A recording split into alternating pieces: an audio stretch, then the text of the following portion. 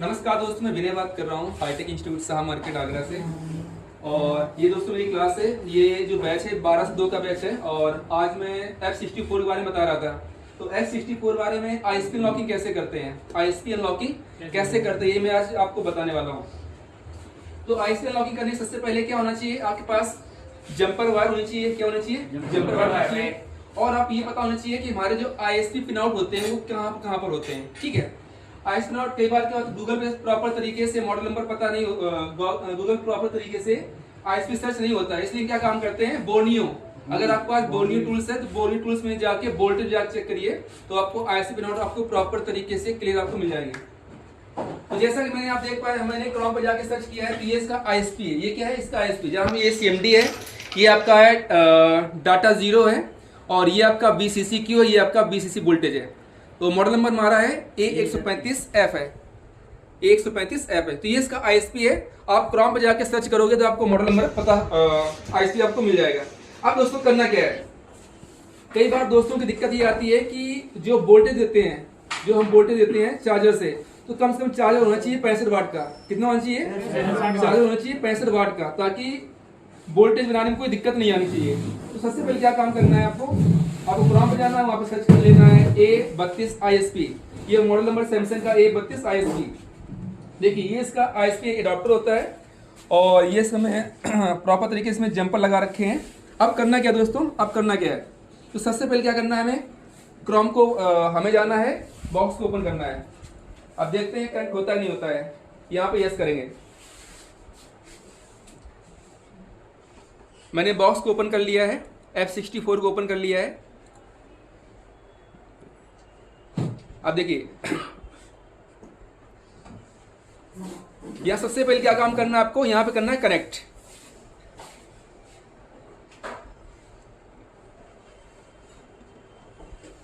और कनेक्ट करने के बाद यहाँ पर आपका ये जो एरो आपका यहाँ पर शो करेगा। अब यहाँ पर जाना आपको UFS MMC। हमारा जो है MMC है, तो हम MMC पर जाएंगे। अगर हमारा UFS है तो कहाँ जाएंगे? UFS पर। अब क्या काम करना है, यहाँ पर लिखा ISP मोड। क्या लिखा है? यहाँ पर आपको टिक मार्क करना है। टिक मार्क करने के बाद यहाँ पे करना है आपको चेक।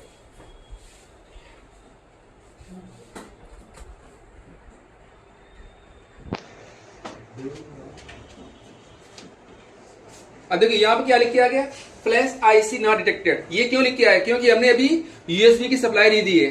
देखिए यहाँ पे USB सप्लाई नहीं दी है, हमने USB लगाया नहीं लगाया। अब मैं क्या काम करता हूँ, ये चार्जर से मैंने USB को यहाँ पर लगा दिया है। अब यहाँ पे करते हैं चेक, फिर से करेंगे यहाँ पे चेक। देखता हूँ कनेक्ट होता नहीं होता है। देखो कनेक्ट हो गया। देखिए यहाँ पर प्रॉपर तरीके से आपका जो मॉडल है वो प्रॉपर तरीके से आपका कनेक्ट हो गया है। देखिए यहाँ पर इसका जो मॉडल नंबर है, देखिए A32 आ रहा है। यहाँ पर A32 आ रहा मॉडल नंबर आपका आ रहा है। और ये देखो मॉडल नंबर आ रहा है A32, ये आपका फर्मवेयर वर्जन आ रहा है। और इसका जो बाइनरी है वो C बाइनरी है। देखो लिखा है C, इसकी बाइनरी क्या है? C है। तो ये सबसे लेटेस्ट बाइनरी है। इसका जो एंड्रॉयड है वो 13 बाइनरी है, एंड्रॉयड 13 है। और यहाँ पे देखो क्या लिखा है, FRP लॉक एक्टिव लिखा है। तो जस्ट आपको करना क्या है, सारी इन्फॉर्मेशन प्रॉपर तरीके से आ रही है। अगर चाहो तो इसका बैकअप बना लो, चाहो तो इसका बैकअप ना बनाओ। तो आपको जाना कहाँ पर है, पार्टीशन में जाना है। और यहाँ पे लिखा होता है FRP। क्या लिखा है यहाँ पे? FRP। तो यहाँ पर आपको जस्ट FRP पर क्लिक करना है और यहाँ पे करना है यस।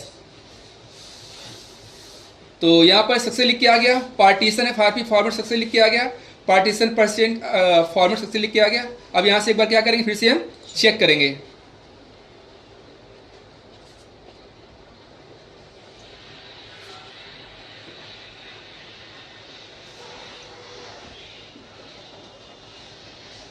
Flash not detected. दोबारा सबसे क्या करते हैं, एक बार हम चार्जर निकाल फिर से लगाते हैं, और फिर से एक बार MMC जाके चेक करेंगे।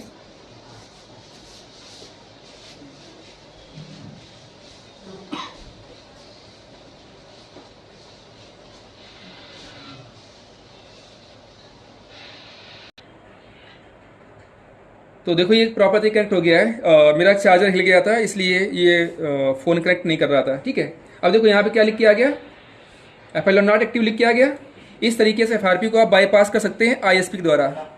इस तरीके से FRP बाईपास कर सकते हैं ISP के द्वारा। देखिए तो जितने भी आपके मॉडल आते हैं या यूएफएस के आते हैं या मॉडल आपके एमएमसी के आते हैं, अगर आपको पता है कि इसका आईएसटी पिन आउट कौन कौन सा है तो आप जाकर उसे डाटा केबल लगाएंगे, आईएसटी पिन आउट करेंगे और प्रॉपर तरीके से आपका कनेक्ट हो जाएगा। अगर कभी कनेक्ट नहीं होता क्या चेंज करते हैं, गियर जो हमारे आईएसपी के जो गियर होते हैं उनको, यूएफएस के जो गियर होते हैं उनको हम चेंज करते हैं तो हमारा प्रॉपर तरीके से कनेक्ट हो जाता है। राइट, सबके समझ में आ गया? दोस्तों को वीडियो अच्छी लगी तो प्लीज लाइक करना, शेयर, सब्सक्राइब करना। Thank you so much.